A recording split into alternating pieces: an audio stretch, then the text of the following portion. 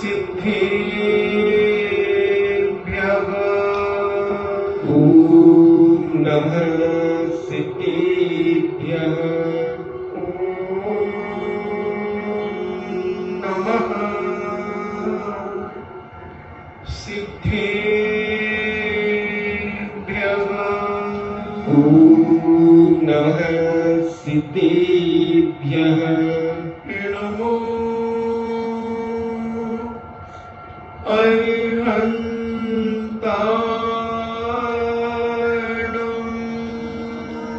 नमो अरिहन्ताणम्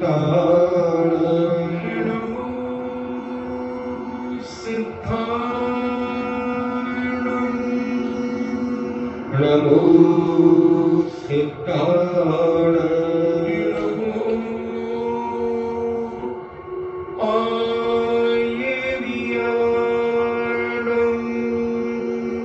नमो आयर्याणम्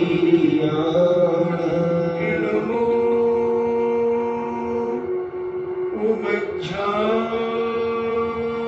उमज्झायाणम् नमो उमज्झायाणम् नमो लोये सद्देसागुणम्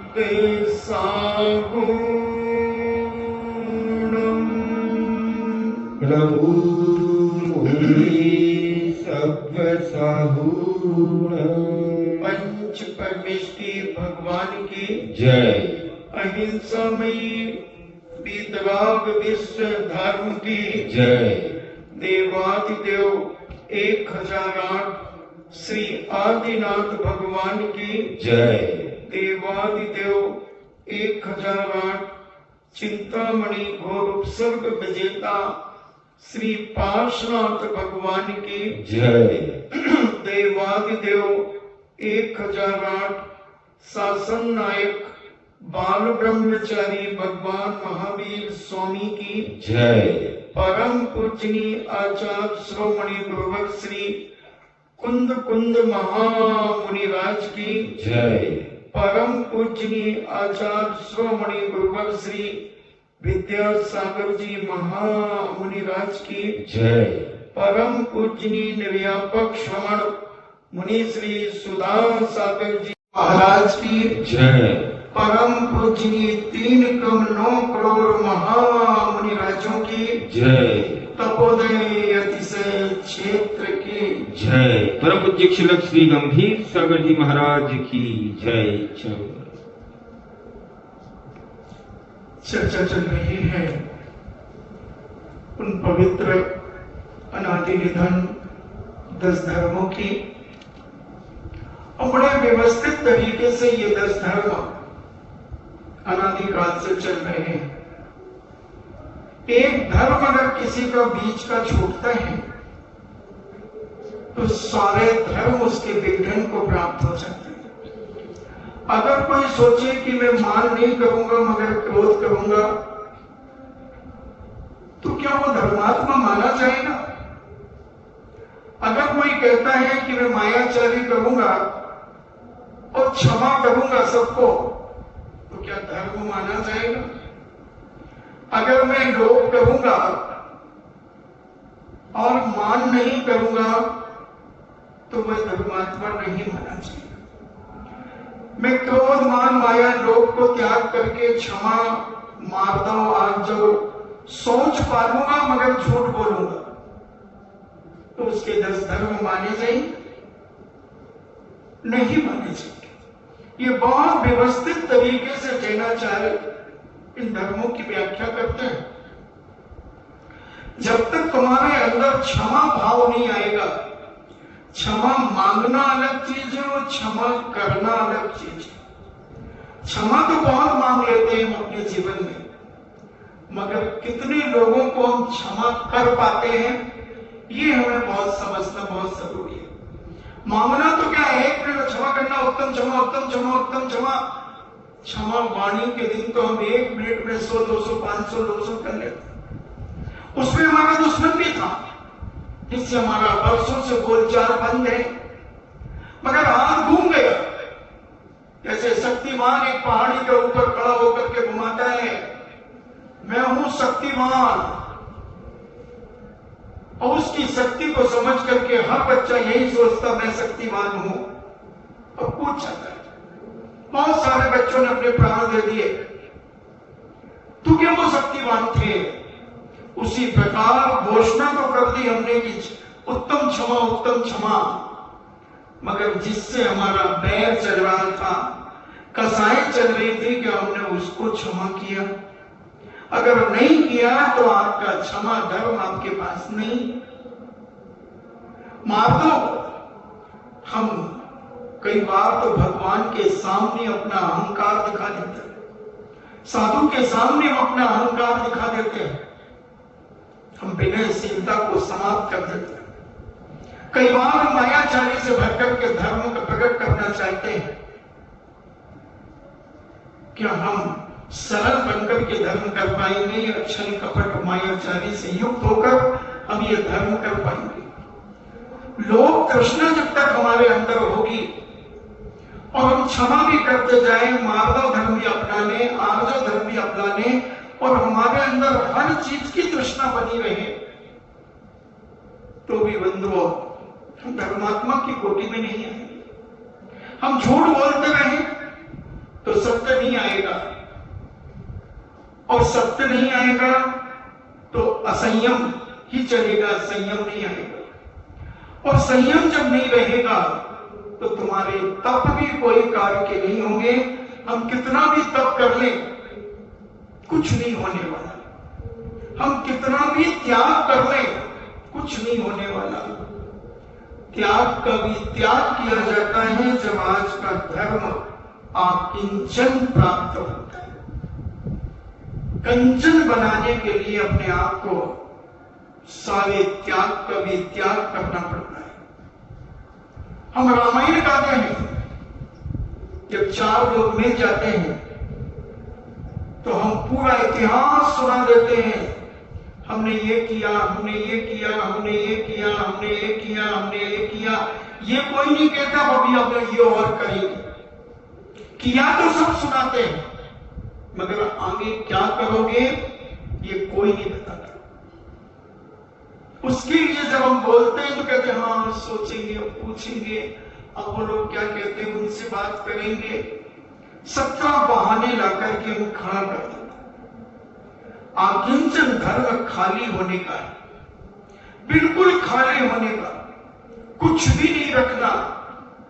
आकिंचन ये महान परम पूज्य महामुनियों को होता है। तो अपन ग्रस्त में रहकर के भी इसकी शुरुआत तो हम कर ही सकते। कुछ क्षण के लिए भी हम खाली हो जाए, कुछ क्षण, कुछ सेकंडों के लिए भी अगर हम खाली होने का अनुभव करें, तो एक न एक दिन आकिंचन धर्म हमारी आत्मा में प्रकट हुए बिना नहीं रहेगा। क्योंकि करत करत अभ्यास के जड़मति होत सुजान, रसरी आवत जाते शिल्पन परत प्रसाद। हर चीज का अभ्यास करने से हर चीज प्राप्त होती है। एक बार राजा और रानी अपने महल की छत के ऊपर विराजित थे और झरोखे में से देख रहे थे कि एक नवजात बछड़ा अपनी मां के आंचल से दूध पी रहा है। और राजा ने रानी से कहा, क्या आप उस बछड़े को इधर ऊपर छत तक ला सकती हैं? उसने कहा हाँ मैं ला सकती हूं। राजा ने कहा मैं भी ला सकता हूं। तो रानी साहब ने कहा कि राजा साहब पहले आप लाइए और आप लाकर के इसे नीचे छोड़िए, मगर पहले उसे दूध पी लेने दो। मां का बेटा जब तक दूध नहीं पीता, जब तक रोता, दूध पीने के बाद तो मस्त हो जाता है, फिर उसे मां की चिंता नहीं होती। फिर मां कहां है और बेटा कहां है उसे कुछ पता नहीं। जब भूख लगेगी फिर मां दिखेगी। ऐसे ही गाय का बछड़ा भी होता है, मगर मां बहुत वात्सल्य करती है, बड़ा प्रेम करती है उस बछड़े से। तो राजा साहब गए, क्षत्रिय थे और गए उस बछड़े को उठा करके ले आए और राजा के महल तो अपन जानते ही हैं कितने ऊंचे होते हैं और छत पर लाकर के उसे छोड़ दिया। थोड़ा सा घुमाया, थोड़ा खिलाया, थोड़ा पुचकारा और उस बछड़े को राजा साहब नीचे छोड़ करके आ गए। थोड़ी देर के बाद रानी अपनी दासियों के साथ गई, क्योंकि बड़े घर की जो बहू बेटियां होती हैं वो कभी अकेले नहीं निकलती, उनके साथ में 2-4 लोग जरूर होते हैं। उनका बहुमान होता है, ये उनकी गरिमा होती है, उनकी महिमा होती है। इतना उनका व्यवहार होता है कि हर व्यक्ति उनके साथ उठना बैठना चाहता है, उठना बैठना चाहता है। उनकी इतनी सरलता होती है, उनकी इतनी पवित्रता होती है, उनका इतना विनयशीलता होती है। क्योंकि बहुत सारे राजपूतों की महिलाएं, राजपूत हमारे कई स्थानों पर आते हैं, तो जब हम उनको देखते हैं, उनके साथ में 2-4 महिलाएं जरूर रहेंगी। अभी हम गुड़गांव में थे तो वहां से बहुत सारी राजपूतनियां प्रवचन सुनने आया करती थी।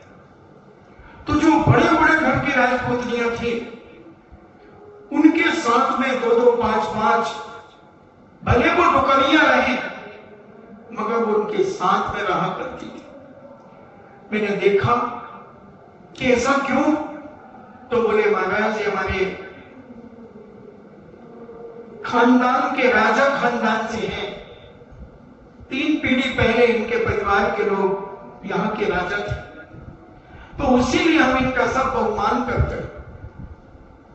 और उनका गुट बैठता था, वो उसे बीच में बैठाती थी जो बड़ी थी, और आजू बाजू से बैठती थी, फिर ऐसे ग्रुप बने रहते थे।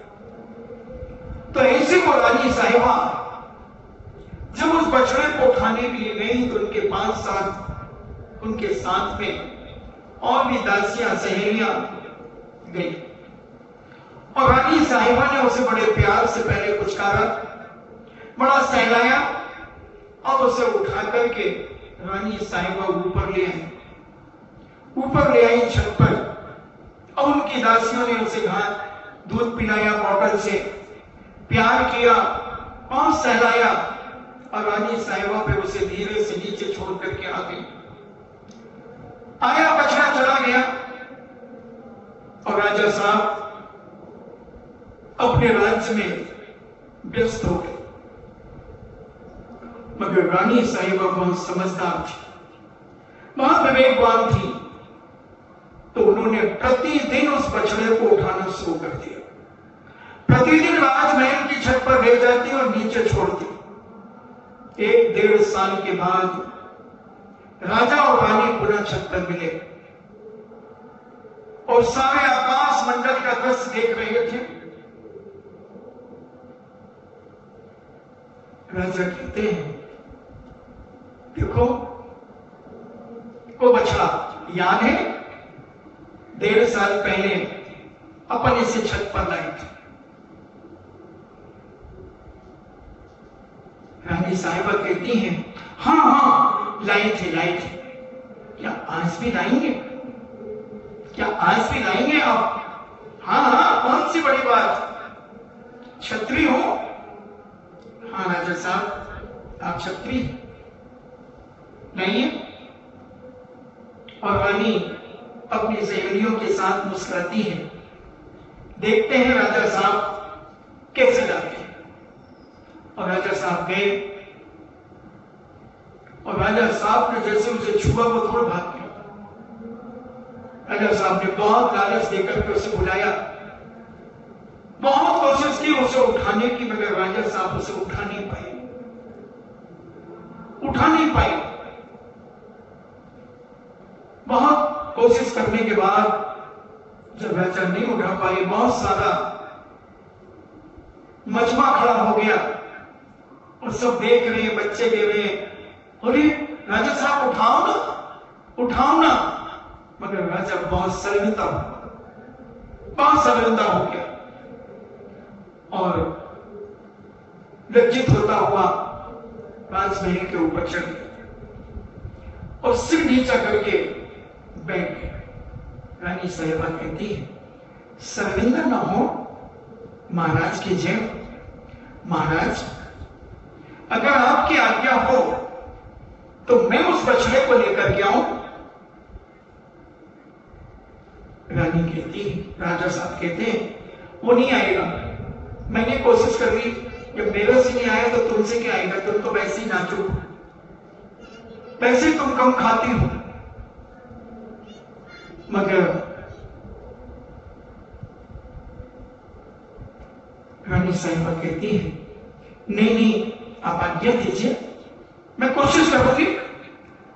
कोशिश तो मैंने कर ली भाई, नहीं मैं लाऊंगी।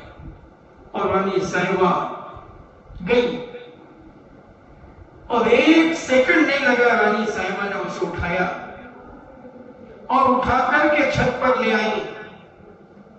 और राजा साहब दुकान छोड़ दिया। राजा साहब देख करके दंग रहे, बोले, वाह, तुम तो मुझसे भी ज्यादा शक्तिशाली हो, छत्राणी हो।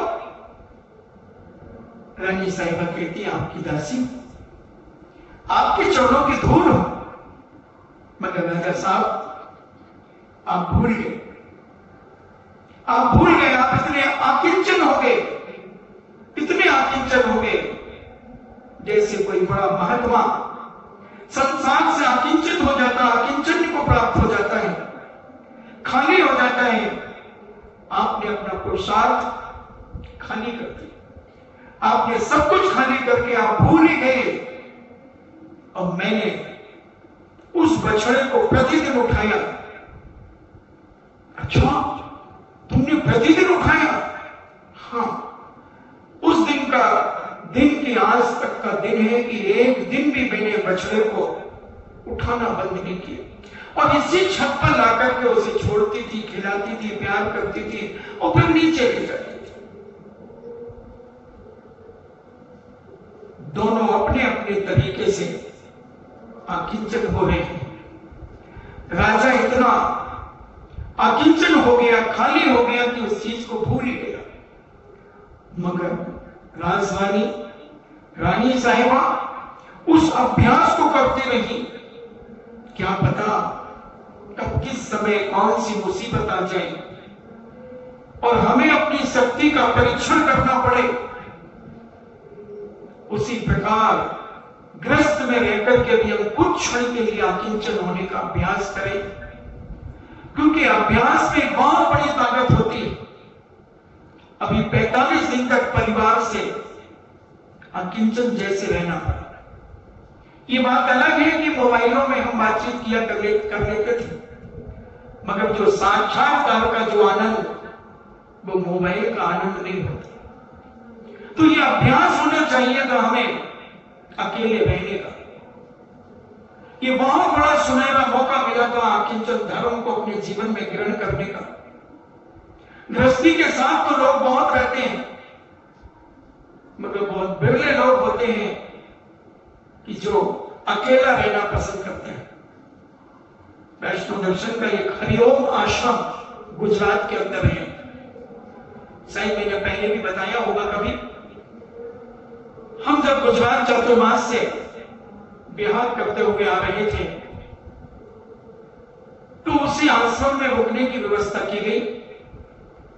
जब उस आश्रम में गए तो उन्होंने कहा कि भाई यहां पर कोई बातचीत नहीं करेगा, और एक साधु महाराज के साथ हम ज्यादा से ज्यादा 2 व्यक्तियों को रोकने देंगे, इससे ज्यादा नहीं रुकने देंगे। और कोशिश ये हो कि अगर 2 भी ना रुके तो बहुत अच्छा है, क्योंकि साधुओं को क्या आवश्यकता है, आपको तो रात में ही रुकना है और सुबह आपको चले जाना है।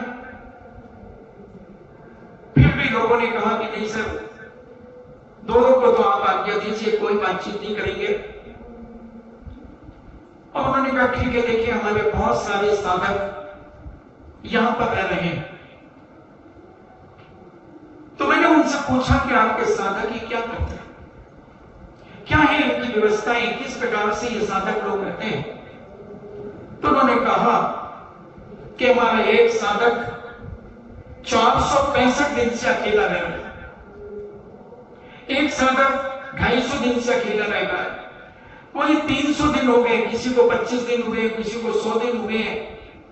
तो मैंने कहा इनकी व्यवस्थाएं क्या? बोले ये एकांत का अनुभव करने के लिए इस आश्रम में आते हैं। इस आश्रम का नाम है हरिओम आश्रम, हरिओम आश्रम। और यहां कोई भी बात करने के पहले तो बात करते नहीं, मगर कोई भी बात कार्य शुरू करने के पहले हरिओम बोला जाता है।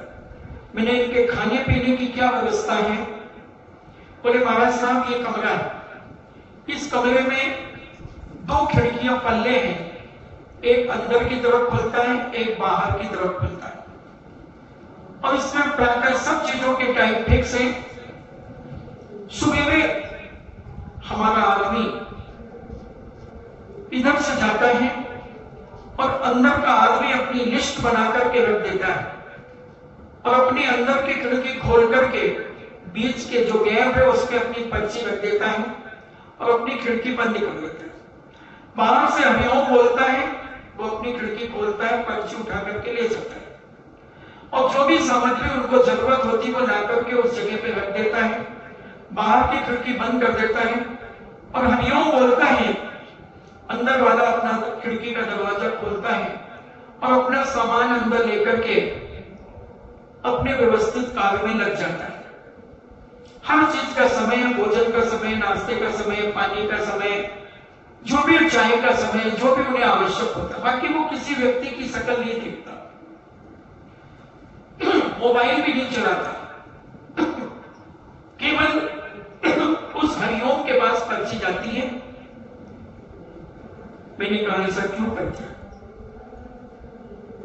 बोले एक ना एक दिन ये परमात्मा से मिलना चाहते हैं, तो ये अभी से अपने परिवार से अलग होना चाहते हैं कि जितना हम परिवार से अलग होंगे, हम जितना आकिंचनता अपने जीवन में प्राप्त करेंगे,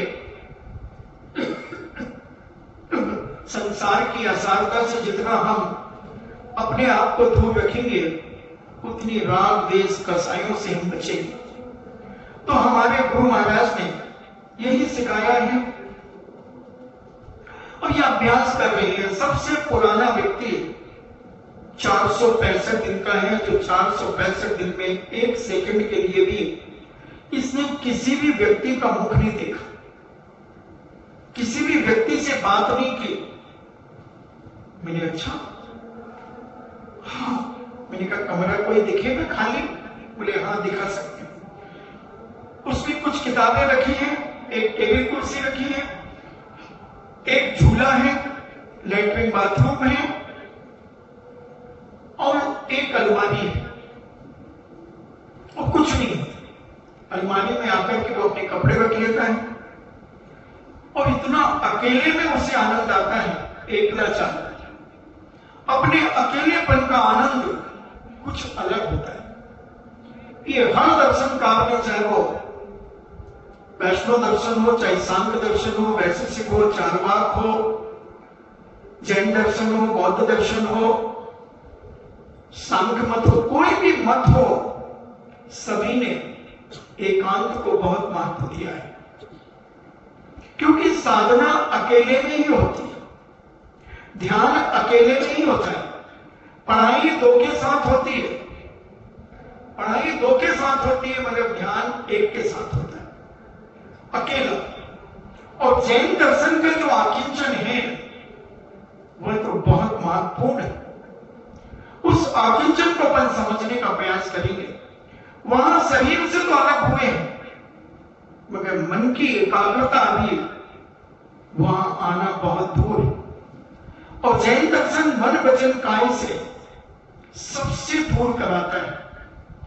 आकिंचन सबसे दूर हो जाओ, किंचित मात्र भी तुम्हारा किसी से अटैच ना हो।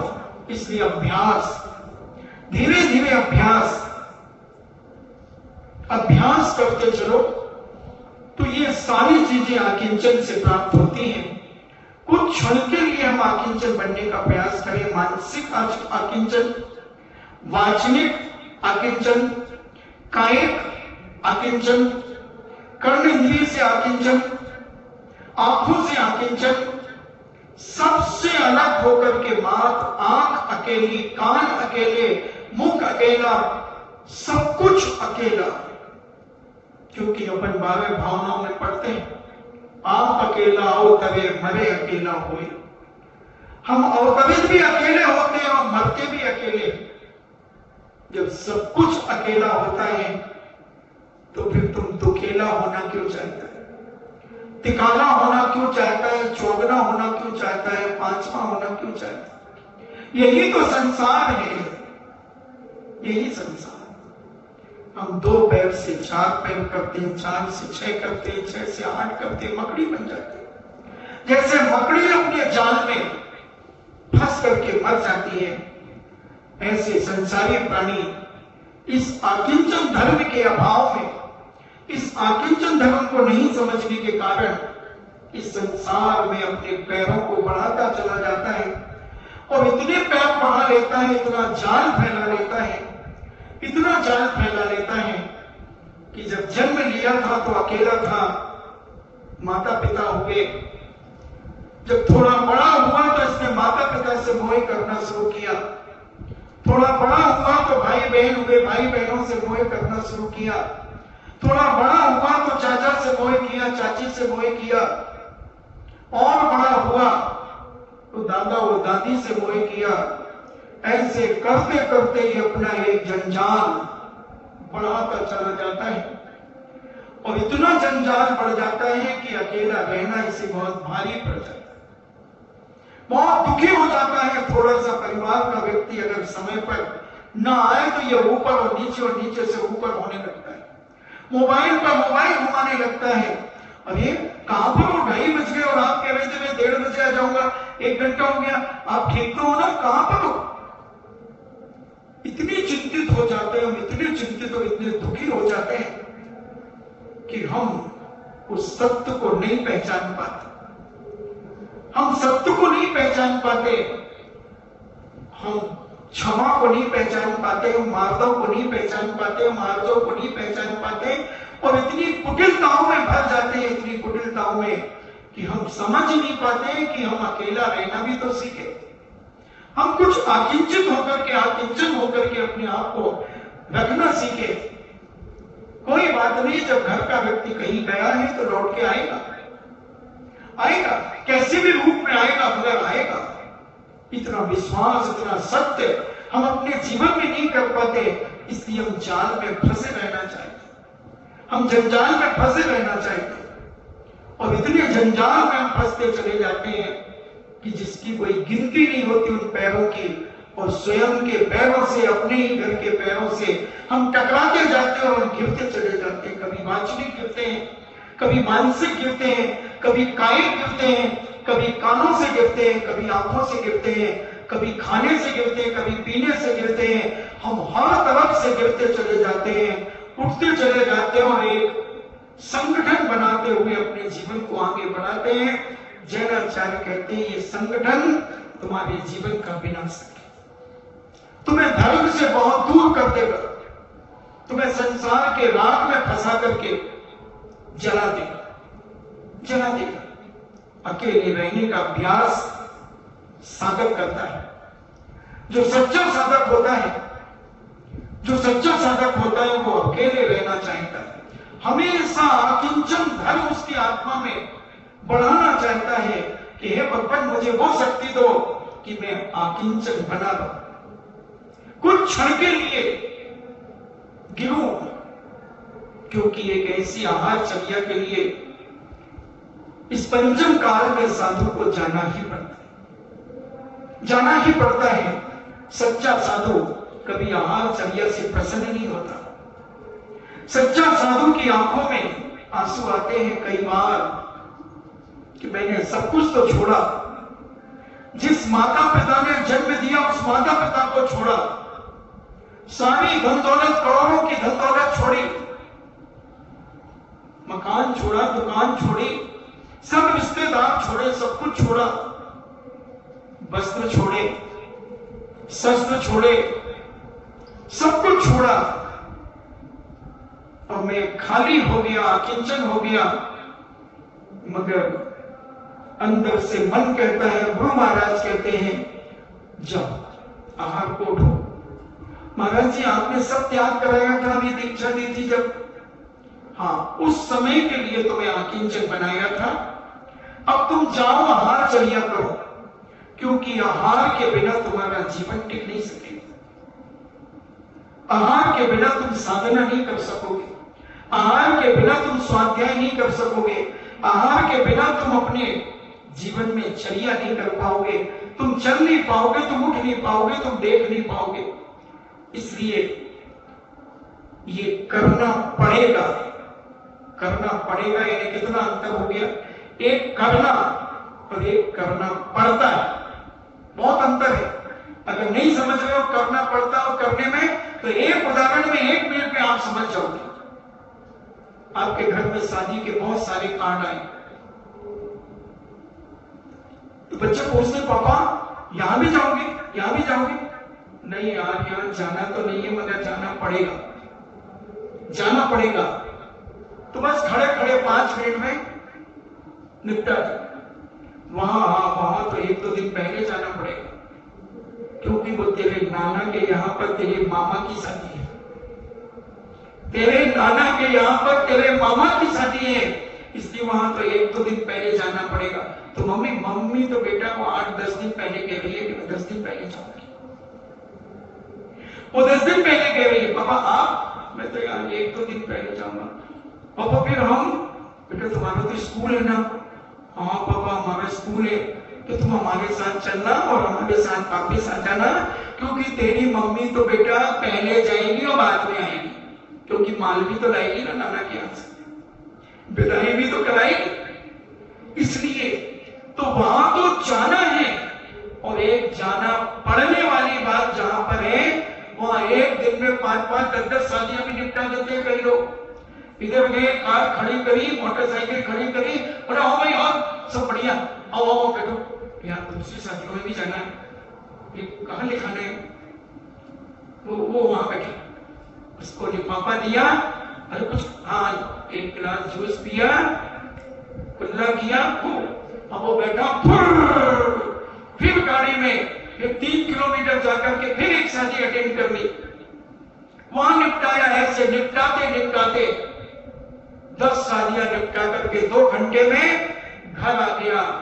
पापा 10 शादी जाना पड़ा बेटा, बस फटाफट करेगा। बस सच्चा साधु, सच्चा साधु यही करता है, जाना पड़ता है उसे, क्योंकि ये पीछे शरीर को चलाना। इसी प्रकार जैसे उस गृहस्थ को व्यवहार चलाना पड़ेगा, अगर नहीं जाएगा तो उसका व्यवहार बिगड़ जाएगा, उसी प्रकार ये साधु आहार के लिए जाता है, अगर आहार नहीं करेगा तो शरीर बिगड़ जाएगा। इस शरीर को संभालने के लिए थोड़ा सा दे देता है, आनंद नहीं मनाता, आनंद नहीं मनाता, दुखी होता है, दुखी होता है कि सब कुछ छोड़ा, 23.5 घंटे यूं करता हूं और आधा घंटे के लिए यूं करना पड़ता है, और देने वाले का हाथ ऊपर रहता है और लेने वाले का हाथ नीचे होता है। तो ऊपर हाथ अच्छा कि नीचे हाथ अच्छा?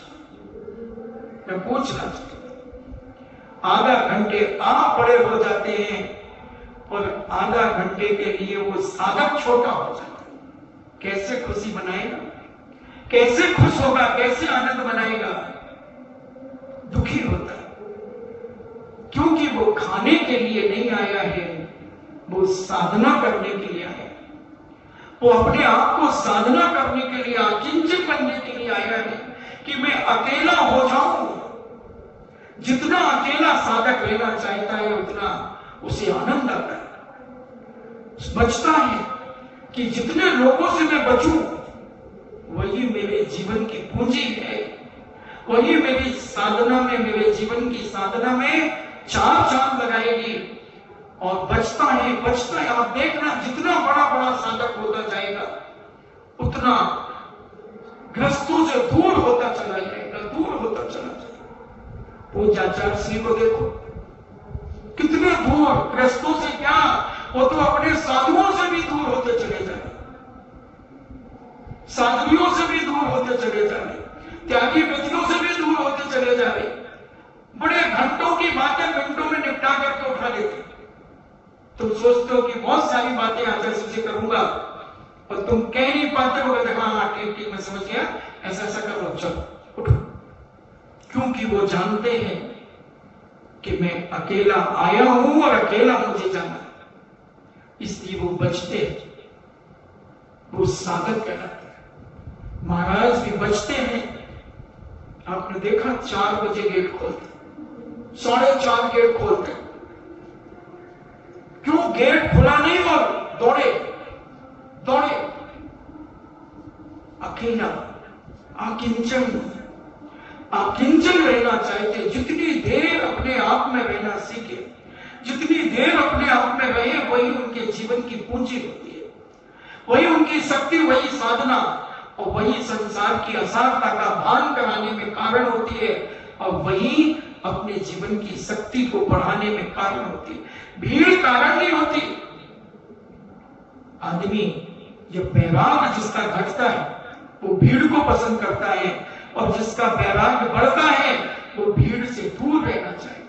वो अपनी भीड़ किसी की भीड़ पर खड़ी करना नहीं चाहता, वो अपनी भीड़ पर अपनी भीड़ खड़ी करता है, अपनी भीड़ खड़ी करता है। जितना बचे उतना अच्छा। अकेला, इसलिए आज अपन आकिंचन की चर्चा करेंगे। आकिंचन, क्योंकि कल अपन ने त्याग किया है, सब त्याग कर दिया। अब जो कचरा है उस कचरे को भी साफ करो, उसको भी साफ करो, खाली हो जाओ, भूल जाओ सारी चीजों को। तुमने क्या त्याग किया है उसको भी भूल जाओ, त्याग का त्याग कर दो, त्याग को भी त्याग कर दो, और कोशिश करो अपने आप में अकेले रहने की। मन से भी अकेले हो जाओ, आंखों से भी अकेले हो जाओ, बातों से भी अकेले हो जाओ, कान से भी सुनने से भी अकेले हो जाओ। स्वयं बोलो, स्वयं सुनो, स्वयं देखो, स्वयं का देखो। दूसरों का खूब देखा है, खूब देखा है दूसरों का, स्वयं का देखो। दुनिया की खबरें खूब रखी है, खबरी बन गए। जैसे पुलिस वालों के पास मुखबर होते हैं, मुखबर, उन्हें खबरी नहीं कहते कि वो सारी खबरें ला करके देते हैं, इनाम मिलता है उन्हें, खबरियों को मध्य प्रदेश में मुखबर कहते हैं। पुलिस पाल करके रखती है ऐसे मुखबरों को, क्योंकि जब कोई घटना दुर्घटना होती है तो उन मुखबरों को मालूम होती है, वो फौरन सूचना करते हैं, मुलजिम पकड़वाते हैं, मुलजिम पकड़वाते हैं, वो मुखबर कहलाते, खबरी कहलाते हैं। मगर मोक्ष मार्ग में खबरी की कोई जरूरत नहीं। तुम अपनी खबर रखो कि तुम क्या कर रहे हो। मोक्ष मार्गी, जो सच्चा मोक्ष मार्गी है, सच्चा व्रती है, सच्चा इलक छुल्लक है, सच्ची आलिका है, सच्चे मुनिराज उपाध्याय परमेश्वरी आचार्य परमेश्वरी है, वो अपनी खबर रखते हैं, वो दुनिया की खबर नहीं रखते। वो दुनिया की खबर पूछते भी नहीं, किसी से पूछते नहीं दुनिया की चीजें। वो तो कोशिश करते हैं कि जितना मैं अपना स्मरण कर सकूं, अपने प्रभु का स्मरण, जब अपने से स्मरण हट जाए तो अपने प्रभु का स्मरण करने में लग जाऊं, और जब प्रभु से थक जाऊं तो अपने में आ जाऊं, और जब दोनों से थक जाऊं तो जिनवानी पर आ जाऊं। बस इसी पर चलता रहता है। वो कहता आओ तो बैल कम और जाओ तो भीड़ कम, भीड़ कम। आकिंचन, खाली, बहुत खाली होना है, बहुत भर गए हैं, बहुत भर गए हैं, बहुत भर गए। और जो जितना वजनदार होगा वो उतनी गहराइयों में जाएगा, उतना नीचे डूबेगा, और जो जितना हल्का होगा वो उतना तैरेगा। बोले आप डूबना चाहते हैं कि तैरना चाहते हैं? इसलिए डूबो मत, लगाओ डुबकी। पूज्य आचार्य श्री ने एक कविता की पुस्तक लिखी, उस किताब का नाम है डूबो मत, लगाओ डुबकी। मगर तुम तो डूब रहे हो, क्योंकि भारी हो गए, बहुत भारी हो गए, इतने भारी हो गए हो कि तुम पानी की सतह पे जाते ही डूबते हो। बंधु से ये मत समझना कि महाराज हम तो बहुत दुबले पतले हैं। ये दुबले पतले से मतलब नहीं है यहाँ सेठ जी, यहाँ सेठ जी की पेटी से मतलब है। पेट से मतलब नहीं है, यहाँ पेटी से मतलब है कि तुम कितने भारी हो रहे हो। जितने भारी होते चले जाओगे उतने नीचे जाओगे। इसलिए हल्के होने का प्रयास करो, मानसिक हल्के होने का प्रयास करो। शारीरिक हल्के होने और भारी होने से कोई फर्क नहीं पड़ता, मगर मानसिक हल्का होना बहुत जरूरी है बंधुओं। और जो व्यक्ति मानसिक हल्का जितना होता चला जाएगा, शरीर से कितना भारी है उससे कोई फर्क नहीं पड़ेगा। मोक्ष मार्ग में मानसिक हल्का होना है, मानसिक अकिंचन अपने जीवन में करना है। और जितना हल्कापन तुम्हारे जीवन में आएगा उतने तुम ऊपर ऊपर तैरोगे। जैसे ये थर्माकोल इस पंडाल में पड़ा है और इसको पानी में डाल करके देखो, इसको देखो पानी में डाल करके, चाहे मोटे से मोटा डाल देना, मोटे भी पड़े हैं कहीं पर, पतले भी पड़े हैं, उससे कम मोटे भी पड़े हैं, आधा इंची 1 इंची सब पड़े हैं, 5 इंची के भी थर्माकोल पड़े हैं। और इन सबको पानी की बाल्टी में, एक पानी के टब में डाल के देख, मत डालना, मेरा कहना मान ले, वो पानी खराब मत करो। मेरा कहना मान लो, कितना मोटा भी थर्माकोल तुम पानी में डाल देना, क्योंकि थर्माकोल अंदर से बहुत हल्का है। चाहे वो मोटा देखने में लगे, मैं तो कहता हूं कि पूरा का पूरा फूल थर्माकोल में, ये थर्माकोल का पानी में डाल दो। कोई माई का लाल से डुबा करके बताए तो मैं ऐसे जाना, बावड़ी भर जाए जब चतुर्मास में, बावड़ी में डाल देना, एक उससे कह दूंगा दे देना रे भैया, काम जी कहीं काम जी ना, और नहीं तो हमारा प्रदीप दिलवा देगा और कहेगा भैया एक दे दे, इससे भी बड़ा बना करके दे दे। अब इनको दिखा दे कि देख ये अंदर से बहुत हल्का है, बहुत हल्का है, मानसिक हल्का। इसको पानी में फेंक देना, ये ऊपर तैरेगा, उल्टा फेंक दोगे तो फूल के समान तैरेगा, और ऐसा उल्टा डाल दोगे तो ये बैठने का चबूतरा जैसा दिखेगा, मतलब बैठ मत जाना, बैठ मत जाना, नहीं तो नीचे छोड़ देगा और फिर ऊपर आ जाएगा। तुम्हें तो नीचे छोड़ देगा और ऊपर आ जाएगा, क्योंकि वो जानता है डूबो मत, लगाओ डुबकी चेतना के गहराओं में। अजय सिंह की एक कविता की पुस्तक चेतना के गहराओं में की, तो चेतना के गहराओं में डूबो मत, लगाओ डुबकी, उसमें डुबकियां लो, आनंद लो। इसे अकेला और हल्का हल्का बनकर के जो आनंद आता है जीवन में, वो एक अलौकिक होता है। आदमी जितना हल्का होता है, देखो कोमल क्या कामोद हल्का है, उसे कोई मतलब नहीं दुनिया से कि माँ कहां बैठी है, बहन कहां बैठी है, वो तो गरिमा के साथ खेल रहा है थर्माकोल से, उसे कोई चिंता नहीं किसी चीज की। हल्का व्यक्ति हल्का ही पसंद करता है। और ऐसा ही व्यक्ति जो जितना अंदर से हल्का होता रहता है, जो जितना अंदर से हल्का होता है, वो बाहर से भी हल्का हल्का पसंद करता है, हल्का हल्का अपने जीवन में रखना चाहता है। भारी तो वो चाहते नहीं, चाहे भोजन हो हल्का भोजन, भारी भोजन नहीं, गरिष्ठ भोजन नहीं तो फिर डकारें आएंगी, बीमारी होगी, कई परेशानी होगी। अभी जब गुलाब जामुन किसी ने 12 10 खा लिए, अभी कल परसों कब बने थे गुलाब जामुन काले काले, हाँ, तो फिर कल रात को कई कह रहे थे गुड़ गुड़ गुड़ गुड़ गुड़ गुड़ हो रहा, तो हमने कहा पानी पास में रखना बेटा, पानी का लोटा पास में रखना, क्योंकि राम राम जपना पराया मान अपना, डमाते जाओ। तो एक कहता है महाराज जी छोटे छोटे थे, ज्यादा बड़े थोड़ी थे, मैंने तो 10 ही खा लिया। काल बोले नहीं, मैं तो प्रामाणिकता बोलूं, अच्छी बात तो करो नहीं अपनी जिंदगी में, क्योंकि मारो तो सिद्धांत में सच कहना, खुश रहना, और न राहु का रहना न केतु का देना। तो वो कह रहा था छोटे छोटे, तो मैंने कहा आंवले से तो बड़े होंगे, तो बोले हाँ आंवले से तो बड़े थे, फिर भी 10 पटकार गया पट्टा, तो भारी तो होगा, भारीपन तो आएगा।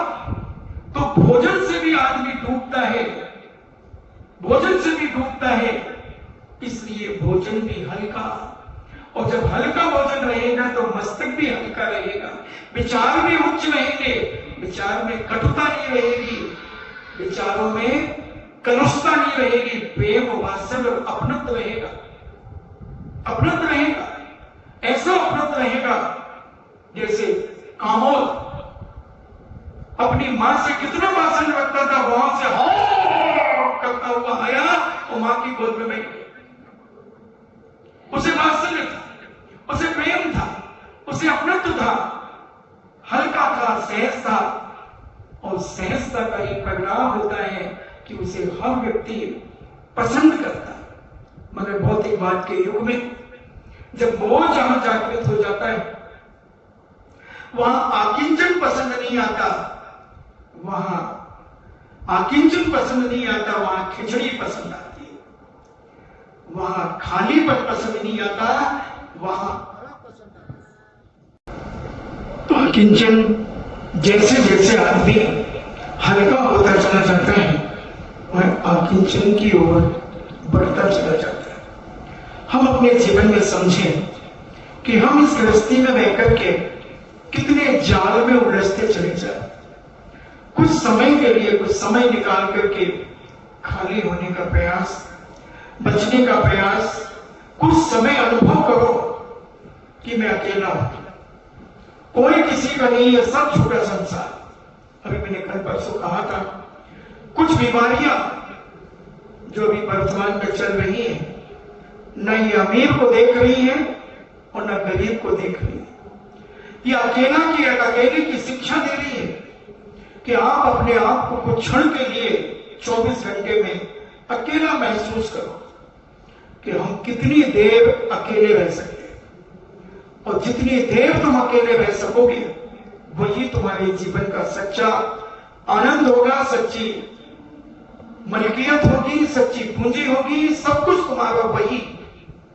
क्योंकि दूसरों के बीच में बैठना राग का कारण, राग आग दहे सदा, और ये राग आग के समान छड़ादार पंडित दौलत राम जी कहते हैं कि ये राग ही आग है, और इसी में आदमी जलता रहता है, इतना जल जाता है कि कसायों में परिवर्तित हो जाता है, और इतना कसाई में हो जाता है कि 6-6 महीने क्या 6-6 साल निकल जाते हैं और कसायों में उलझते रहते हैं, अंदर ही अंदर जलते रहते हैं, घुटते रहते हैं। और जिसके अंदर ही आत्मा में आकिंचन धर्म समझ में आ जाएगा, वह व्यक्ति फिर घुटन नहीं करेगा अपने जीवन में, जलेगा नहीं, वो ना दूसरों को जलाएगा ना स्वयं जलेगा, वो अंदर से स्वयं प्रकाशित हो, वो यहां से सुनेगा यहां से निकाल देगा, अंदर नहीं रखेगा। साधु संतों का समागम यही हमारे जीवन में आगम का मार्ग दिखाता है। अगर सच्चे साधु के सानिध्य में तुम्हारा जीवन मिल जाए तो तुम अपने जीवन में बहुत कुछ सच्चाइयों की गहराइयों को समझ करके उस आकिंचन धर्म की ओर बढ़ने का प्रयास करना, तभी हमारे जीवन की संत समागम की सार्थकता है। नहीं तो बंधुओं 10 महीने होने को आ गए, हम वहीं के वहीं अगर रहे तो क्या फर्क पड़ा, क्या किया तुमने अपने जीवन में? अगर वही कसाई, वही राग देश, वही तेरी मेरी, वही सब, तो फिर क्या फर्क पड़ा? अपना घर छोड़ा, मकान छोड़ा, परिवार छोड़ा, सब कुछ तो छोड़ा। महाराज को हमने सब ऊपर ऊपर से छोड़ा, हमने तो दिन में हम 2-4 बात तो बात कर ही लेते हैं। न हमने मन से छोड़ा है, न वचन से छोड़ा है, न काय से छोड़ा है, न कानों से छोड़ा है, न आंखों से छोड़ा है। तो फिर नहीं छोड़ा तो जोड़ा है, तो जोड़ने वाला भारी हो जाता है। और जितना भारी होगा उतना नीचे चला जाएगा। एक राजगिर का लड्डू, राजगिर जानते हैं, खसखस के दाने जैसे होता है, उसका एक लड्डू बनाना, एक उतनी बड़ा नुक्ती का लड्डू बनाना, उतनी बड़ा एक मगज का लड्डू बनाना, मगज जानते हैं, बेसन को सेक करके, और उतनी बड़ा और उतनी बड़ा, उतनी बड़ा, उतनी बड़ा मावा का लड्डू बना और सबको पानी में गिरा देना। कोई बात नहीं, थोड़ा सा नुकसान होगा, गिरा देना, मगर तैरेगा कौन?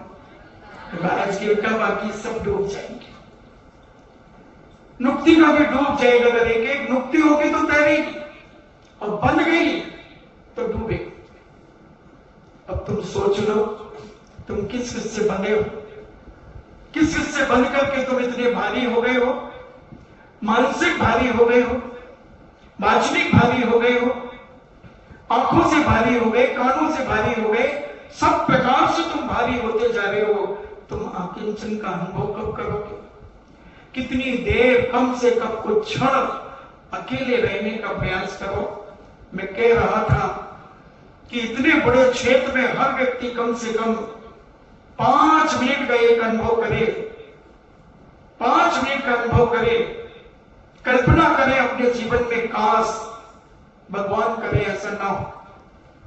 हर व्यक्ति एक कल्पना करे, सारी दुनिया शून्य हो गई, मात्र मैं अकेला, मात्र मैं अकेला बैठा हूं गगन बिहारी के पास, कोई नहीं है गगन बिहारी के अलावा, और मैं बैठा हूं। हर व्यक्ति यही अनुभव करे। अगर कोई ध्यान में आता है, कोई परिवार का कोई रिश्तेदार आदि, उसे फौरन हटाने का प्रयास करे। नहीं, मैं अकेला बचा हूं दुनिया के अंदर। बस ऐसा अनुभव तुम्हारी जिंदगी में वो ताकत देगा, वो ताकत देगा जो रानी साहिबा के पास ताकत थी। कि रानी साहिबा ने प्रतिदिन अभ्यास किया, प्रतिदिन अभ्यास किया, और इतना अभ्यास किया कि 1.5 साल का बछड़ा भी वो मंजिल पर ले गए। अनुभव, स्वाध्याय इसी का नाम, संत समागम इसी का नाम। एक महिला बाकीदौरा में, उनका बेटा, जवान बेटा, 25 साल का होगा, वह 1993 में शायद गोमटेस बाहुबली के कार्यक्रम की व्यवस्था के लिए सेवा दल गया था। वो अच्छा कैसे ट्रेन से उतरा, वहां से ट्रेन आ रही थी, कैसे चिपट गया। बहुत सुंदर था, बहुत सुंदर, विकास जानता, हाँ, बहुत सुंदर था, 3 बेटियों का पिता था, चिपट गया। मगर उसकी मां की हिम्मत देखो, ये किताबी स्वाध्याय काम नहीं आता, अनुभव। और जब उसे पता चला कि मेरे बेटे को 2 ट्रेनों के बीच में वो चिपट करके मर गया, तो उसके चेहरे पर सिकन भी नहीं आई, आंसू भी नहीं गिरा उसकी आंखों से। और लाश जब घर आई, पूरा गांव मुड़े पड़ा, पूरा बाकीदौरा 300 जैन समाज के जैन अजैन सारे रो रहे हैं, और वो मां रो नहीं रही, उपदेश दे रही है। बहुत अच्छी स्वाध्याय सीखती, उपदेश दे रही है। क्यों रो रहे हो तुम लोग, क्यों रो रहे हो? गिरीश के कारण? गिरीश तो साक्षात श्री मंदिर स्वामी के समोसरण में बैठा। तुम यहां रो करके मुझे क्या दिखाना चाहते हो? मैं तुम्हारे जैसे कायर नहीं हूं। मैंने और अपने बेटे और अपने परिवार को जन्म से आकिंचन भाव सिखाया, आकिंचन भाव सिखाया है। चिंता मत करो, ठीक है, ये तो पुतलर की पर्याय है, पुतलर मर गई, मगर उसने तो स्वर्ग में जाकर के जन्म ले लिया और बड़ा हो गया, वो तो साक्षात समोसरण में बैठा। तुम क्यों अपने जीवन में कर्म का बंद कर रहे? लोगों ने सुनाया कि महाराज ऐसा उन्होंने उपदेश दिया। जब मैं गिरनार जी जा रहा था 2004 में, तो शाम को पहुंचे थे, हमने शायद एक दिन कहा था कि जबरदस्ती उन्होंने प्रवचन कराया। अब मुझे जब ध्यान आया कि अरे ये तो वो गांव है, मैंने 2.25 घंटे प्रवचन दिया बागी दौरा गांव पर। लोगों की आंखों में आंसू थे। उसके बारे में जब मैंने बताया, हर व्यक्ति रो रहा था, मगर उसकी मां उस समय नहीं रोई। अभी तो थी नहीं, उस समय भी नहीं रोई। इसे कहते हैं आकिंचन। कहना तो बहुत सरल होता है, प्रैक्टिकल करो, प्रैक्टिकल करो। और ये अभ्यास जब तुम धीरे धीरे करोगे तब तुम्हारे पास ये आकिंचन आएगा। 9वें नंबर पर है आकिंचन। 9वें नंबर पर 9 का अंक बहुत अक्षय अनंत अंक होता है। 9 का कभी अंत नहीं होता, 9 का कभी अंत नहीं होता। 9 का पहाड़ा पढ़ते चले जाओ जितना तुम्हें आता हो। 9 एकम 9, 9 दूनी 18, 8 और 1 9, 9 3 27, 7 2 9, 9 चौको 36, 6 3 9, 9 बना 45, 5 4 9, 9 5 54, 5 4 9, 9 7 63, 6 3 9, 9 8 72, 8 7 2 9, 9 9 81, 8 और 1 9, 9 9 90, 9 11 99, 108। बढ़ाते चले जाओ और जोड़ते चले जाओ, कभी इसका अंत नहीं। ऐसा अक्षय अनंत है। इसलिए ये 9 पर आकिंचन खाली हो जाओ। कुछ नहीं चाहिए बंधुओं। एक सच्चा धर्मात्मा, सच्चा साधक, सच्चा साधु कुछ नहीं चाहता किसी से, बस वो चाहता है अपने आप में रहना, अपने आप में रहना चाहता है, अपने आप की अंतरात्मा से वो बात करना चाहता है। तुमसे बात करके क्या करेगा? तुमसे बात करेगा तो राग बढ़ेगा, द्वेष बढ़ेगा, आपसी में मतभेद बढ़ेगा, और मतभेद से मनभेद बढ़ेगा, और मनभेद बढ़ेगा तो दूरी बढ़ेगी, और वो अनंतानुबंधी कसाय बनेगी और तुम्हारे भाव भावांतरों का विनाश करेगी। इसलिए साधक जितना ग्रस्तों से दूर रहेगा, जितना दूर रहेगा ग्रस्तों से, उतना वो आकिंचन की ओर जाएगा। जितना दूर रहेगा आकिंचन की ओर जाएगा, और जितना पास रहेगा, जितना पास रहेगा वो संसार में डूबने की ओर जाएगा, संसार में डूबेगा। लोभी गुरु लालची चेला हो नरक में ठेलम ठेला। फिर वहां ठेलम ठेला होगी। वो कहेगा तूने मेरा समय खराब किया था, वो कहेगा तुम्हें तो बुलाया था फोन से, तो मैं आया था। श्रावक भी बहुत होशियार है। श्रावक नहीं डरता आजकल, और डरना भी नहीं चाहिए। मैं तो कहता हूं कभी डरना ही नहीं चाहिए। गलत करो नहीं तो डरो मत, और गलत करो तो डरो। क्षमा मांगो, क्षमा करो। इसलिए आपका समय हुआ, हम समझें आकिंचन अभी चल रहा है। मैं तो सोच रहा था कि आज ही खत्म कर दूंगा, मगर शुरुआत अच्छी हो गई तो अब चलता रहेगा जब तक चलेगा। नहीं तो मैं सोच रहा था कि कल ब्रह्मचर्य पर करके 10 लाख क्षण समाप्त कर देंगे तुम्हारे, हमारे तो कभी समाप्त नहीं होंगे। पंचाचार पे चलेंगे, आवश्यक छठ आवश्यक आवश्यकों पर चलेंगे, मगर अभी आकिंचन अपन समझने का प्रयास करेंगे कि आकिंचन हमारे जीवन में कब प्रकट हो। और करते करते धीरे धीरे, जो मेरी कल्पना बता रहा था, हर व्यक्ति कहीं भी बैठ जाए, या तो हर जगह अकेलापन है, कहीं भी बैठो, हाथ के ऊपर हाथ रख के बैठो और विचार करो कि मैं अकेला हूं। ये कपड़े भी मेरे नहीं है, ये माता पिता मेरे कैसे हो सकते, ये जितने सब अलग अलग दिख रहे हैं सब मेरे नहीं है, ये सब मैंने चढ़ाए अपने ऊपर, ये वस्त्र मैंने अपने ऊपर डाले हैं, ये पिता मैंने माना है, ये माँ मैंने मानी है, माँ भी अलग है, धन दौलत भी अलग है, क्योंकि मुझसे अलग है। जो जो तुमसे अलग है पहले उनको अलग करते जाओ आकिंचन बनने के लिए, सबको अलग करते जाओ। गरिमा भी मेरी नहीं है, गरिमा भी नहीं है, कोई नहीं है, सब अकेला बात में। महावीर भी मेरा नहीं है, कोई नहीं है, सब अकेले अकेले हैं, सब अलग अलग हैं। अब इस अलग में भी क्या है मेरे पास, उन पर विचार करो। सोना चांदी भी मेरा नहीं है, वो भी अलग है। 5 मिनट के लिए घबराना मत।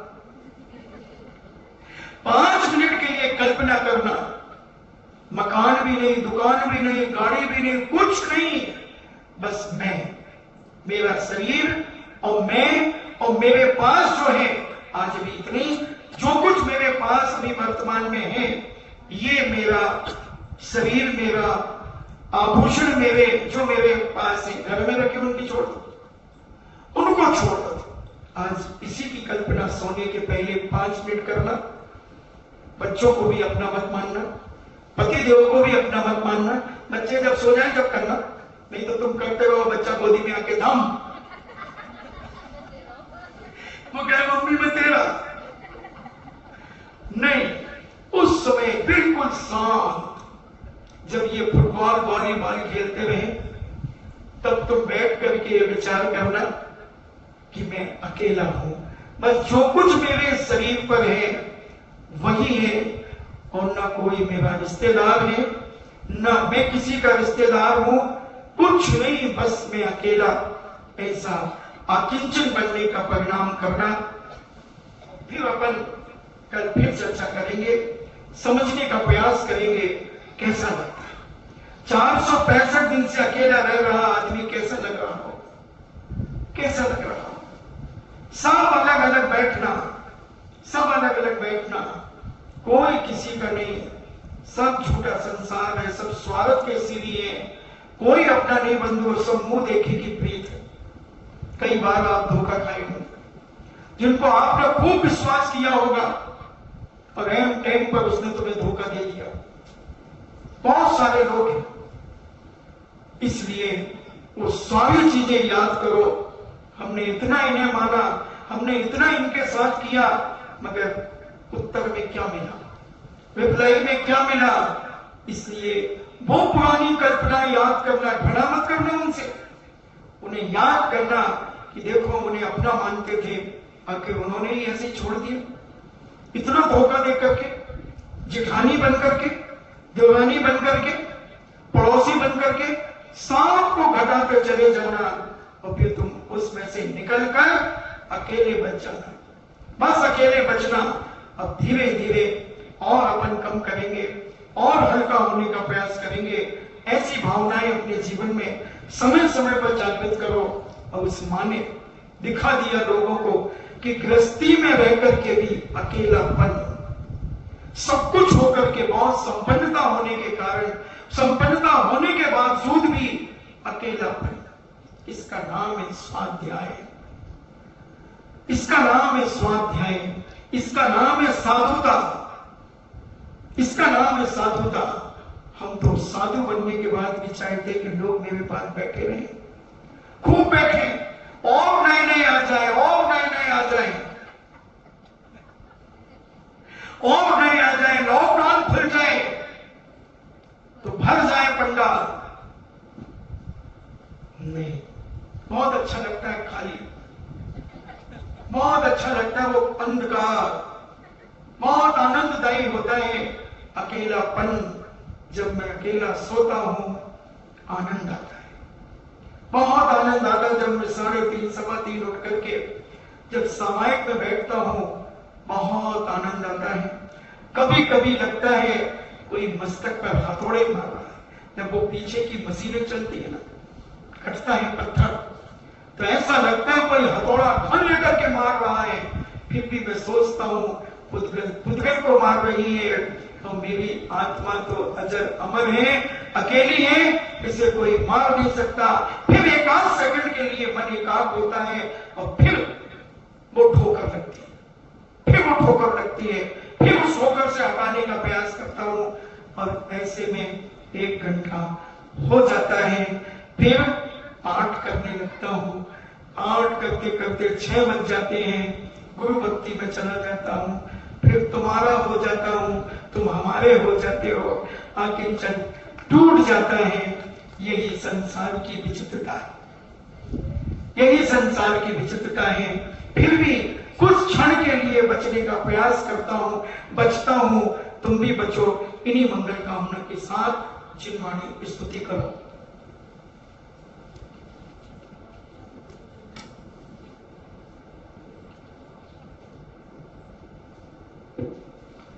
वीर हिमाचल तैनिक सिगुरु गौतम के मुख कुंड डरिए।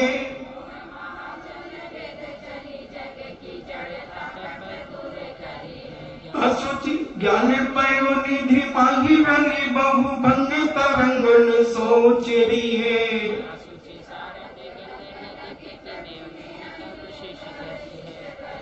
यज्ञ मंदिर में अनिवार्य अज्ञानी अंधेर छयो अति भारी।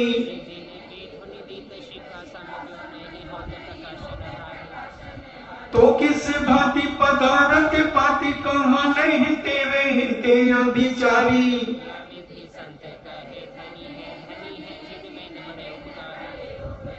जिनवाणी के ज्ञान से सोचे पुकारो सोवाणी मस्तक धरू सदा दे तुमको।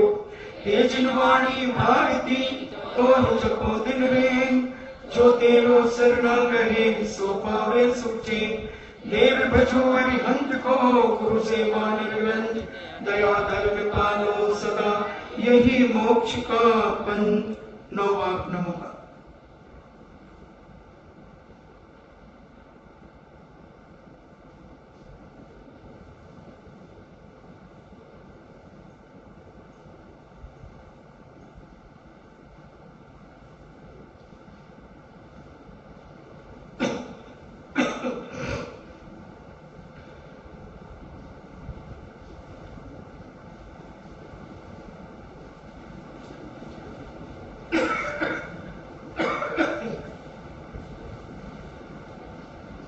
परम पूजनीय द्वादशाओं जिनवाणी माता की सुत देवता सुत देवता सुत देवता जैनम जेतु शासनम